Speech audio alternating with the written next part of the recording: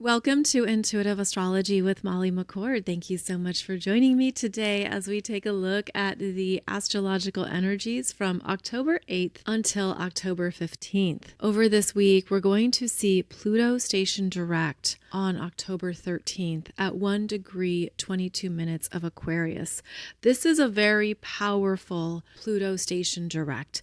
There's a lot more energy involved in this particular change in Pluto's direction. We're going to discuss that in today's show because you want to be aware of what is rising up within you that is empowering you to see your life from a higher perspective, to be more aware of the dreams and visions that are calling to you, as well as what has perhaps drastically changed for you since Pluto stationed retrograde back in May. Pluto signifies our soul's evolutionary journey, and I feel that over this next week, you might be tapping into more deep insights that you've been exploring and investigating around what you really want in this life. There's a sense of feeling stronger in moving ahead on your path, as well as claiming what is true for you that maybe you weren't fully aware of or even energizing. So we'll be discussing that in today's show. Plus, we also are going to have strong Venus energies this week. Yes, Venus is very active as she's going to move through the third decan of Virgo and then enter Libra, one of her home signs, on October 13th, which means she's also going to have some dynamic interactions with all the outer planets this week. It's a very strong Venusian themed week. We will discuss that. Plus, we also are going to have the second conjunction between Chiron and Eris on October 9th. Now, this is the second of 3 conjunctions between these two energies. The first one was in May of this year. The second one is here in October with Chiron retrograde, and the third conjunction will be in March 2026, and all 3 of these conjunctions are happening at 25 degrees of Aries. So this is where we're working through some very deep, powerful understandings of emotion, self-identity, soul wounds, deep karma, and more within our energy field that is perhaps bubbling up to the surface so that it can be purged and cleansed. So, strong Chiron conjunct Eris this week in the mix as well. Now, let's begin by discussing these influential Venusian themes that are going to be showing up in the collective and in our personal lives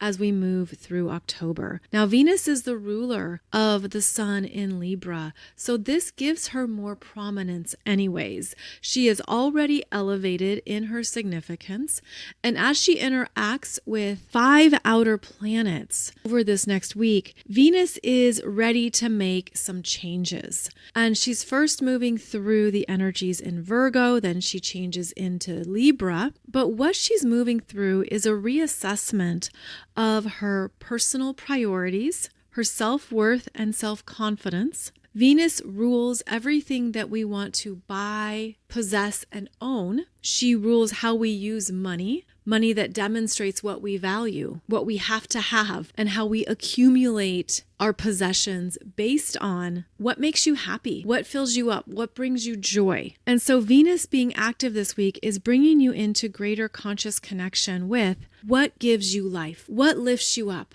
what inspires you. Venus wants you to feel good about who you are, to feel strong and loving in your skin, in your physical body. She's connected with how we want to express ourselves from a place of confidence, joy, and harmony. And this Venus energy, she loves to share and offer herself usually. She also needs to be receptive. And so there could be some energies you're seeing in your life right now around receptivity, when it's appropriate for you to say, Thank you. I received that, as well as times when it's more appropriate for you to offer or extend an invitation. She's going to be moving through some interesting insights here that I think are pulling her into more of her own values that are changing and have been changing throughout 2025. Now, I'm going to discuss more of these specific aspects and their dates in just a moment, but I want to go over some of the bigger overarching themes of Venus so that you can be aware of what might be showing up for you during Libra season. Venus is the brightest star in the sky, visible to the naked eye. Venus is radiant, glowing, magnetizing. There's an effortlessness with a healthy, strong Venus, as she's designed to be seen and to love herself and fully accept herself in her gifts, her abilities, and her talents.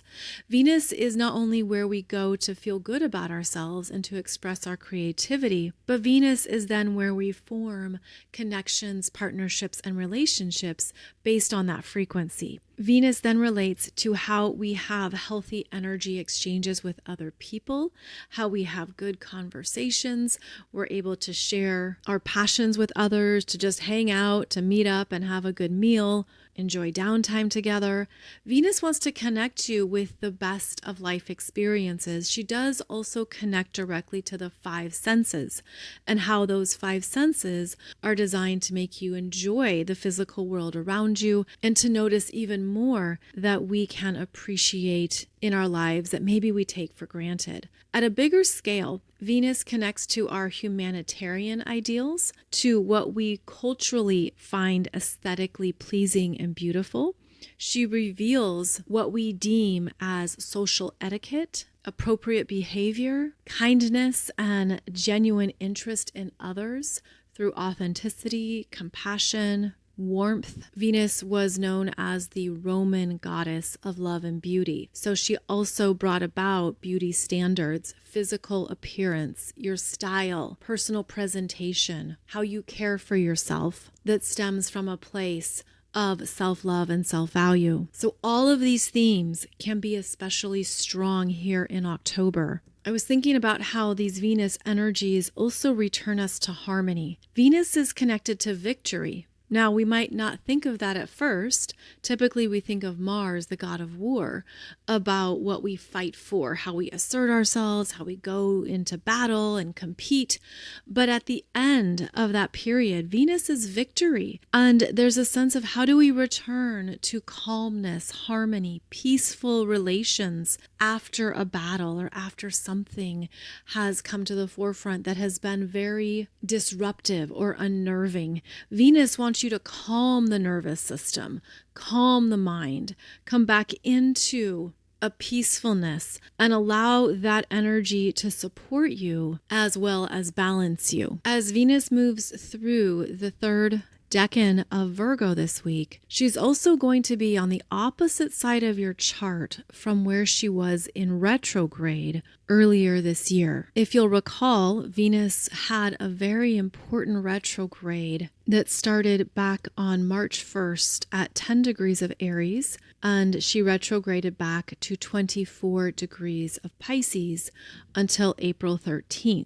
Now she's on the other side of your chart from where that retrograde territory covered. Now she's in the late degrees of Virgo and is going to be entering Libra. So this is the other side of the story, the other side of the experience, more that you're able to see perhaps more objectively or clearly. New connections around what is important to you, what you value, what you need, what you seek, as well as getting to the heart of what is lasting for you, where there is an enduring self-love, self-worth that you might be feeling and tapping into. And I'm also feeling that there is much more mental energy here. There's deeper contemplation and rumination with Venus in Virgo entering Libra, because these are the signs connected to mental processing. They are more detached and objective. So if you were to look back on that Venus retrograde, again, that was March and April of this year when she was in Aries and Pisces, that was much more personal, subjective, emotional energy. Now she's on the other side of the zodiac wheel. So what are you seeing in a new way at this time? What are you understanding from a more detached perspective that you couldn't see when you were in it? And that was certainly the case with both the Pisces and Aries energies, is that they pull us into something. It's a very first person experience that you had to meet expressions of your Venusian values, your creativity, your self-esteem, your relationships, your finances, and money matters. Now, what are you realizing? What are you understanding? This is a week when you will get those messages. And ultimately, they're going to be empowering. They're going to show you something that you're ready to choose and create that perhaps you just weren't ready for earlier this year. And in fact, it wasn't time. The divine timing was not there for making choices or even having clear decision making. Now it's presenting itself, though, in October. And perhaps this feels like the victory. This could bring about a breakthrough in your personal understanding, values, and a future-oriented direction, which is going to be very strong once Venus enters Libra. I'll get to that in just a moment. But these are the overarching themes to bring your attention to. This could also certainly involve your money, finances, investments, what you're buying, what you are investing in, where you're realizing you want to cut back or cut out. And this is a very clear message with Venus in Virgo. Venus in Virgo wants to simplify, and she's in Virgo until October 13th. So maybe there's some things you're realizing you need to minimize. Get rid of it, simplify it, cut it out. You don't want as much excess. Maybe you didn't realize where you had excess. You didn't realize you were subscribed to all those different streaming services, and you're realizing, I don't even use all of these. Let me choose what I use. And that would be a very strong Venus in Virgo statement, where you're fine-tuning and busting through everything that is a waste of time, a waste of money, a distraction, and you're choosing to be very intentional now based on what you need. Venus in Virgo is also about our physical self-care, taking care of one's body, being fit and active, exercise routines and yoga stretches, and what you do to bring your self-love into the body. How are you loving yourself and accepting your physical self on a regular basis? Virgo is about what we do regularly, what we show up and take care of every day. It's that protein shake that you drink every morning. It's the ways you monitor calories. Venus in Virgo is about the incremental choices we make in life. So it brings our attention to the small details, such as calorie counting. It's about how long you stretch for. It's your grooming habits. Venus in Virgo is about self-care through grooming and maintenance, which can also be the appointments you make with specialists. Virgo is a specialist. She is the person you go to take care of your nails or to trim your hair. She is anyone who's a specialist in the beauty industry, in the health and fitness industry as well. Venus in Virgo also applies to your mental perception of yourself, what you notice in yourself that you want to improve. And part of her work is to not be too self-critical, too stressed out, or to carry too much guilt, because Venus in Virgo can be quite hard on herself. So this week, it's important to notice if those messages are coming through, if they are loud for you, and what they are ultimately saying, which is to love and accept who you are even more, but maybe be willing to make improvements as needed. Now, on October 8th, this Venus in Virgo is sextiling Jupiter in Cancer at 23 degrees. This is a very beautiful, soft energy. This supports self-nurturing, being kinder to yourself, paying attention to what you need to fill up your own cup. The connection between Venus and Jupiter is often very positive. It brings about good feelings, goodwill, a desire to make improvements. And that could be something that you're feeling in the middle of the week when Venus has this sextile to Jupiter in Cancer. Jupiter in Cancer brings in the emotional movement to move forward. Jupiter in Cancer wants to grow and be a better person overall by trusting oneself. There's a lot of self-trust here in Jupiter in Cancer.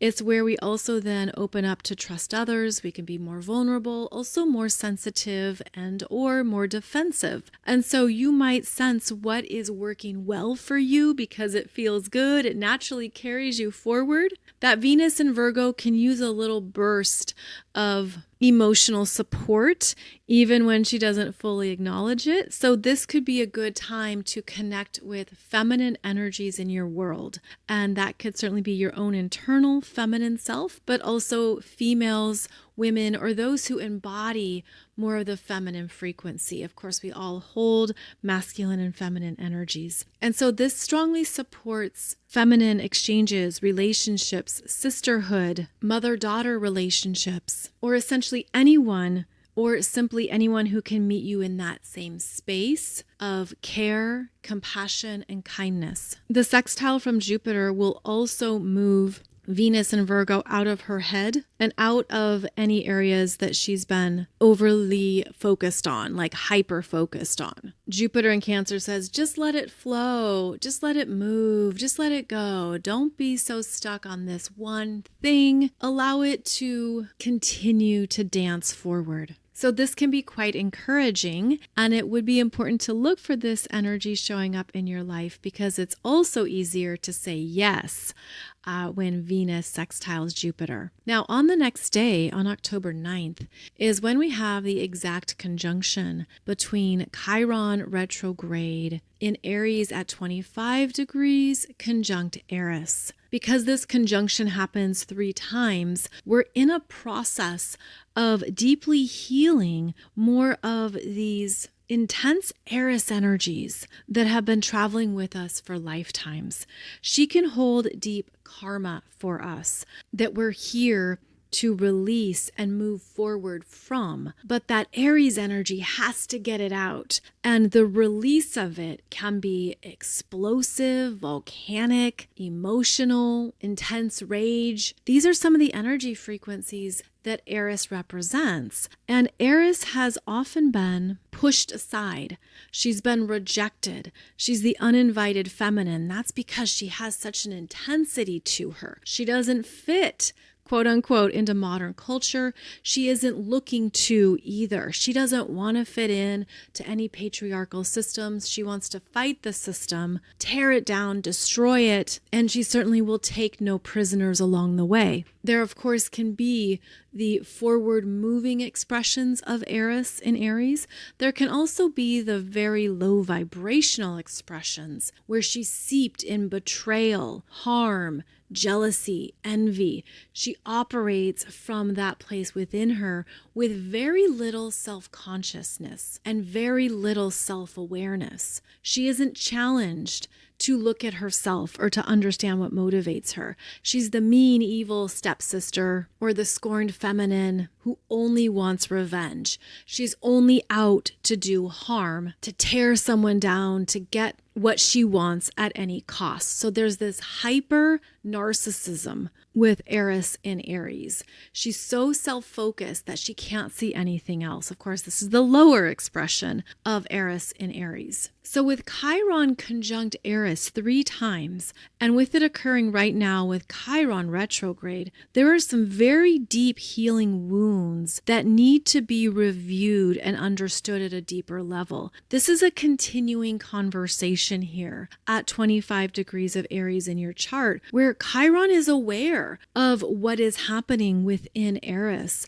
And ultimately, Chiron wants to offer a remedy. But Chiron could be pulled into this depth of emotion, almost like sacrificed. And Chiron is going to then want to understand, how do we move this forward? How do we get past this? Chiron is an intellectual, very inquisitive and curious, knows that there's a remedy for everything. But a healing journey is going to take as long as it takes. And Chiron knows that not everything heals at the same depth or on the same timeline. So Chiron is here, retrograde, conjunct this Eris, diving into very deep karmic wounds. In fact, Chiron could feel totally out of his element with the explosive energy of Eris, who will erupt at a moment's notice. She's very unpredictable, but Chiron wants to assist. And even if Chiron can only do so much, there's something here that needs to be powerfully purged. And that's why I'm seeing this volcanic energy here, where Eris is the volcanic eruption that spontaneously releases what has been blocked or hidden beneath the surface. Her energy is immediate. It's immediate karma.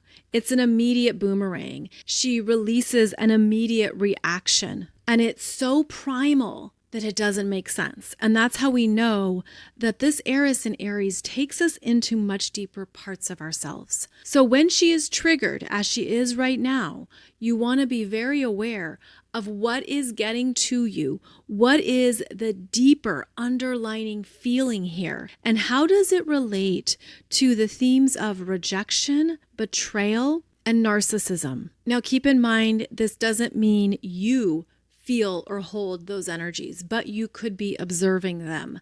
You could be picking up on them with extreme reactions from others, desires for revenge that are one-sided or only self-motivated. There's a very limited consciousness with Eris and Aries, and Chiron wants to help develop her consciousness to see herself more honestly, to bring her back into greater self-awareness. But of course, that is always a free will choice. And there are some people who don't want that, right? So I feel like this is a very explosive energy, and it could be painful, difficult, harmful. This conjunction between Chiron retrograde and Eris at 25 degrees of Aries can actually make the pain worse. It could deepen the wounding if it's not readily seen or consciously worked with. For those who listen to this podcast regularly, you might remember that I discussed Eris and Aries earlier this year as the single white female in that movie from the early 1990s with Bridget Fonda and Jennifer Jason Leigh, about the woman who wants to be the other woman, wants to have her life, will do anything to get her life. Very diabolical, jealous. Clearly mental issues are at play. This can be how that Eris in Aries shows up, is the single white female archetype. And then with Chiron here, there is messages and understandings about a wound being seen and a wound being recognized. Keep in mind, we do have one more exact conjunction between these two in March of 2026. It'll actually be right around the equinox on March 19th. And so the highest intention here is that the Aries energy wants to individuate, wants to become more self-actualized, wants to understand more about who you uniquely are. And that would be one of the driving intentions here of this ongoing conjunction. What are you realizing about yourself that is related to deep pain, anger, harm, hurt, betrayal, rejection, any and all of those themes that have maybe formed parts of your self-expression that are no longer healthy for you? What is no longer healthy? And this could even show up as health issues, because if that anger or rage is continually perpetuated, almost like it becomes someone's typical life force, the body can only do so much with that level of intensity. And so this is where there can be very intense inflammations, heat in the body, physical eruptions of some kind. It would be a hothead, being a hothead, maybe having steam coming out of your ears, needing some anger management support, being fueled by rage and strong reactions. So none of that's healthy, right? Over an extended period of time. And here comes Chiron ultimately wanting to soothe, calm, and heal these energetic expressions. This can move you away from unconscious primal programming as well. There's a lot of root chakra work here when the Aries energy is strongly emphasized. So just be aware of any of these eruptions, explosions, anger, envy, jealousy, people wanting to attack, right? All of that reveals who they are, what they're operating off of, and of course, what hasn't healed within them. So from now until March, these energies have the potential to improve and to heal, although that is always personal choice. This has been happening in the backdrop as well, because it's such a slow-moving conjunction. And also Chiron still stays in conjunction with Eris during Chiron's retrograde, because Chiron only travels back to 22 degrees, 36 minutes of Aries in January. So Chiron remains within a 3 to 4 degree orb of Eris. So these energies will persist, but the more conscious and aware we are of them, the faster we're able to see the truth of them and to see what's truly operating. Then we're able to get past the use of anger and bullying as a force to get what someone wants. Because again, these are selfish motivations here. And so the faster we can see that and understand it, the more things start to make sense. So basically, this energy is going to be in play until March. It started strongly in May, but hopefully there's some deeper insights that you are arriving at in yourself or with anything around you that represents and expresses this energy. So that is exact October 9th. Then let's go on here to the weekend. On October 11th, Venus in Virgo is going to oppose Saturn retrograde in Pisces at 27 degrees. Venus opposing Saturn is a no, a disappointment, a letdown. It's also a checking in point on your own expectations and what you want to create. Venus in Virgo gets a no from Saturn that can bring about a loss or an ending. But it's only going to be a short-term experience ultimately, because Venus then moves ahead and she's going to have some good support early on next week. But this weekend, if there's something that feels like a letdown, you were really counting on it, you really wanted it, you thought it would come through, this is where there could be a no from the universe. Saturn always represents timing. And so there could be an element here of the timing is off, or it's not the best timing for your intention or what you were truly desiring. Venus in Virgo is mentally keen and she's adaptable. And so if there is a no, I think this Venus in Virgo is going to have a plan B up her sleeves. And she's going to say, okay, that's fine. No skin off my back. I'll just go in this direction instead. I'll choose this as my second choice instead of staying overly focused on my first choice. So this could also bring about financial matters.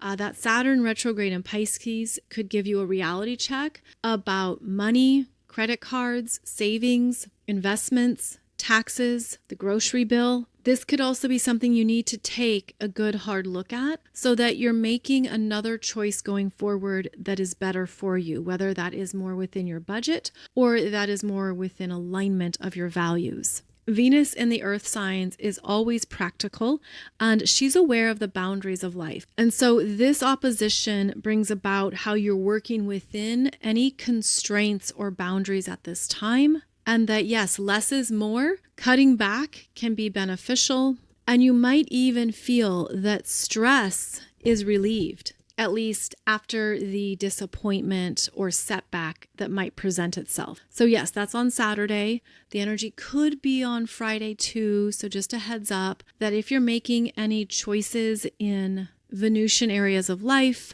just trim back, minimize, simplify, and the Saturn opposition might not be as rough. Now, as the new week starts, we have some big changes in the energy field as Pluto stations direct at 1 degree, 22 minutes of Aquarius, and Venus enters Libra on the same day and has an opposition to Neptune retrograde in Aries. So let's first discuss this Pluto stationing direct, because I feel like this is a big deal, Pluto station direct. And that's because Pluto stationing direct here is interacting with Uranus retrograde in Gemini through a trine, is also sextiling Neptune retrograde in Aries, and then of course we'll have an interaction with Venus and Libra. Pluto stationing direct is meant to bust you through any deep soul searching you've been undergoing since May and brings you to a new empowered understanding of what you can choose for the future. Pluto is wanting us to dismantle our life expectations in Aquarius.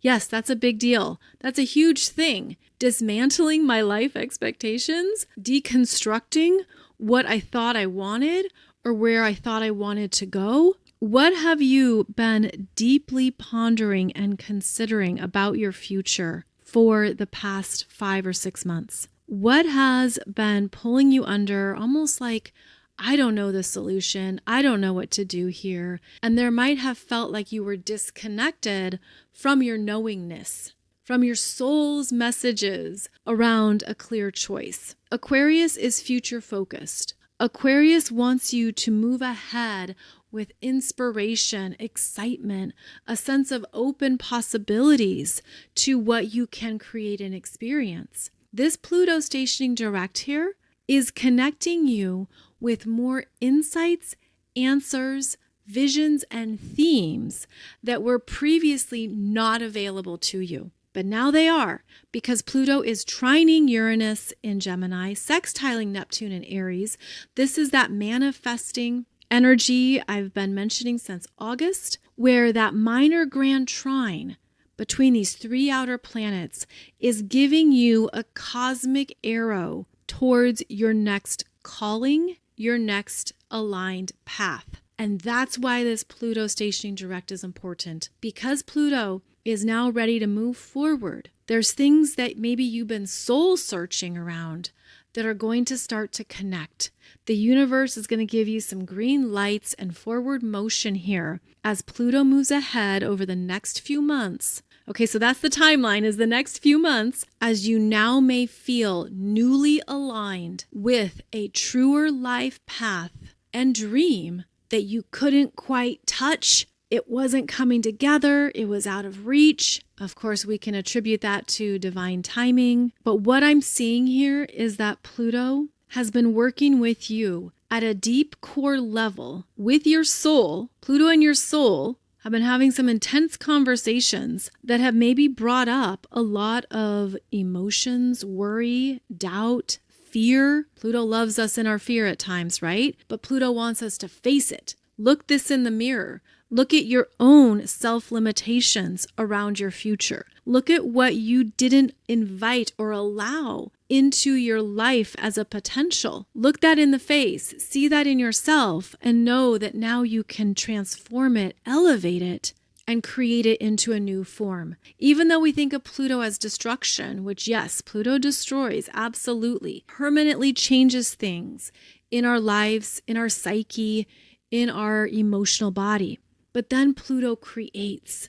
Pluto turns into this creative force that moves you forward because of what you have dismantled and what you have powerfully challenged. So we're going to start getting some new momentum forward here around new life chapters, beginnings that are going to occur and show up. Again, I feel this could happen quickly. And this Pluto moving direct is now on a mission that is stronger and more empowered. As a result, you might be able to make faster choices and decisions around what doesn't align. It's an immediate no, I don't want that. Goodbye to that, goodbye to this. Now that Pluto is direct, there's a sense of I'm only going to focus on what I want and what I'm willing to manifest.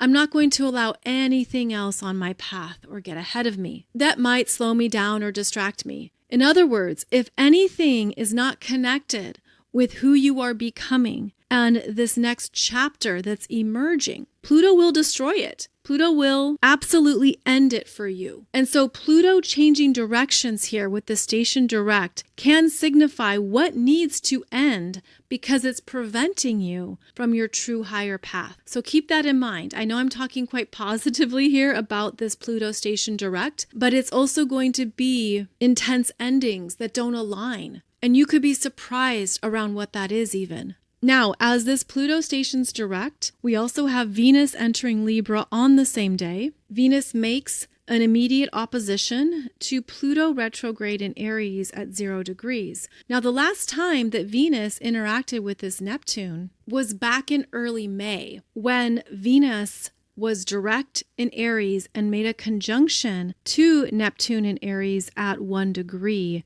This happened for the first time ever in our lives. So now Venus is on the other side of your chart. And as I mentioned, this Venus is more detached, objective, observing, and she's going to see something in that Neptune in Aries that she couldn't identify or understand previously. And with this opposition, there's a removal. An opposition to Neptune means that false versions of self, things that you don't really need and you don't really want, are going to fall to the wayside. And there could be a sense of, well, what do I want? What am I going to choose? She may be in a bit of a fog with that opposition to Neptune, and she might sense that she doesn't want what she first thought she wanted. That's part of the Aries energy. So we're going back to May. Isn't this interesting? How May is when Pluto stationed retrograde at 3 degrees 49 minutes of Aquarius. That was on May 4th. And around that time is also when Venus was conjunct Neptune at 1 degree of Aries for the first time. And so the story is changing from May, or maybe a story started in May, or something you wanted, loved, valued, desired was coming up powerfully in May. And now you're seeing it from a new angle or a new perspective that's less personal, but has more wisdom in it, more objectivity.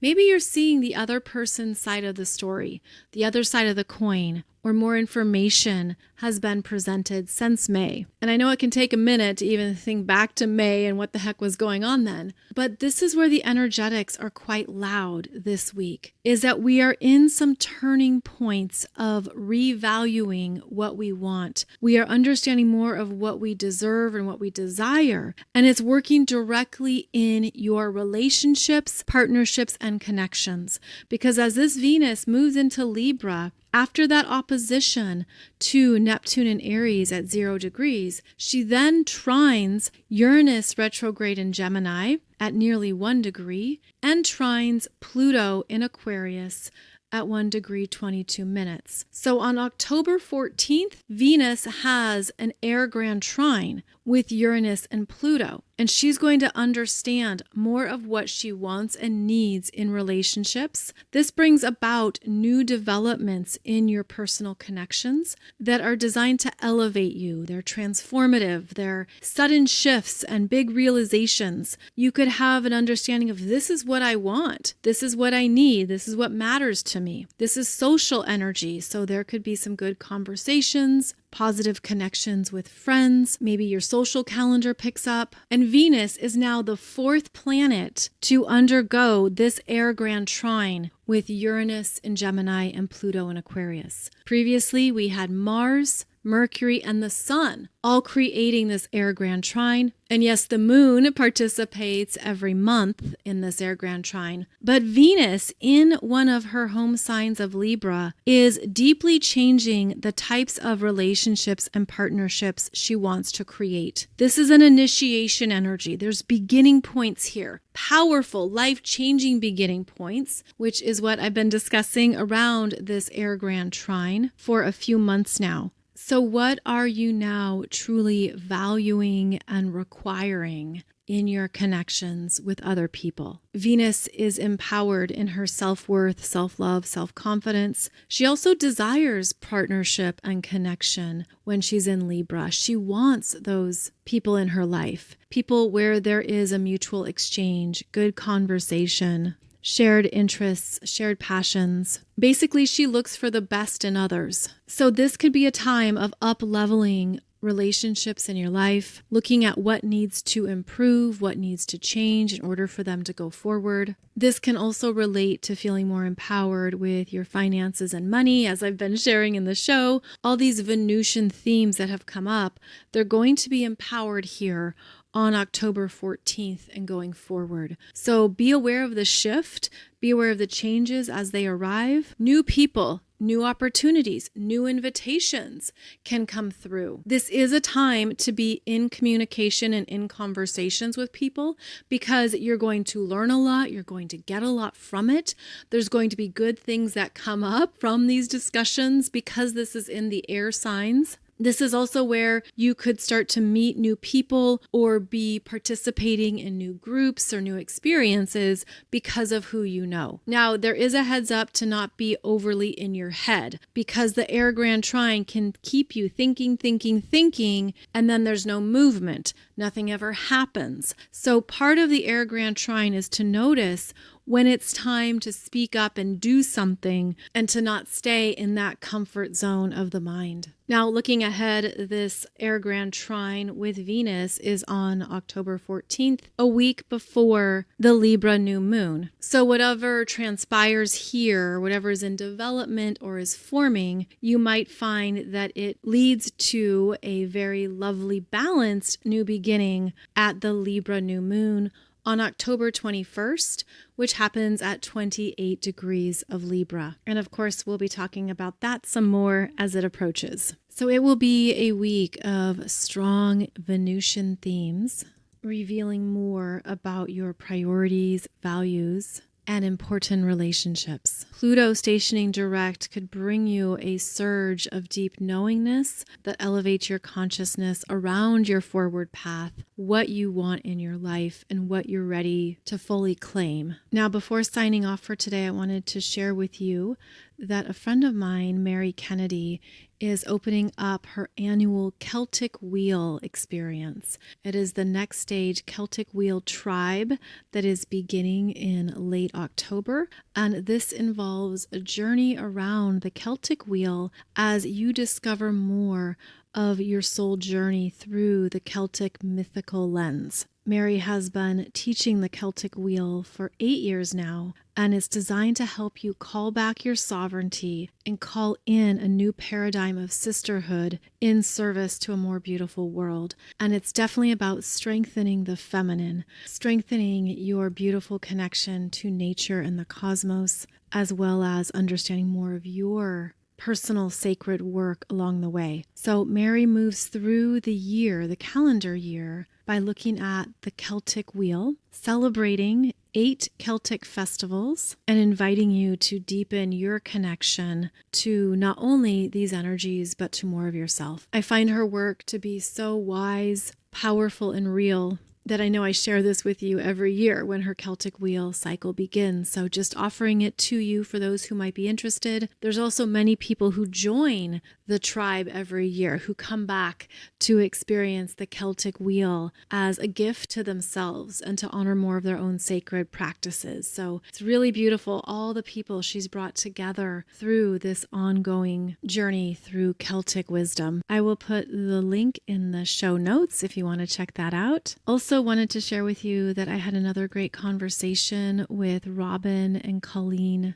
over at Reiki Lifestyle. They do a podcast a few times a week, and we discussed how 2025 has certainly brought up its share of timeline changes, why we feel in between during this particular cycle. And then we moved into some of the astrology of 2026. So I will put that link below in the podcast notes as well, if you would like to listen in to our conversation. They have a great podcast that features many cool guests. So please check out the work that Colleen and Robin are offering. And I hope you enjoy our conversation about what's to come in 2026. So wishing you a beautiful journey over this next week. As always, I'll be back every Monday and Wednesday for a new podcast episode. So take good care, and I'll see you back here soon.